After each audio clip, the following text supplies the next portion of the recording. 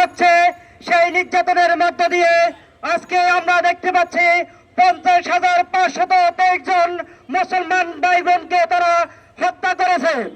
আমরা আরো দেখতে পাচ্ছি তারা এই পর্যন্ত 1,14,776 জন ভাইকে তারা আহত করেছে। আমরা দেখতে পাচ্ছি তারা এই পর্যন্ত ফিলিস্তিনের ভূমি থেকে তারা 90% মুসলমানকে তারা বাস্তুচ্যুত করেছে।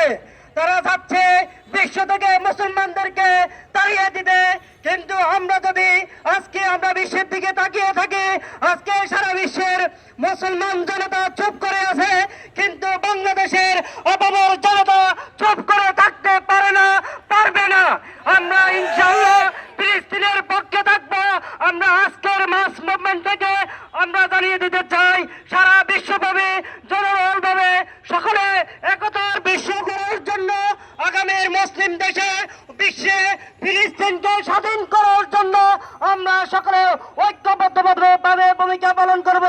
সংগ্রামী উপস্থিতি, আজকে যারা উপস্থিত হয়েছেন আমরা সবাইকে উদাত্ত আহ্বান জানাচ্ছি আজকের আমাদের মাস মুভমেন্টে সুন্দরভাবে অংশগ্রহণ করে আমরা শেষ করব।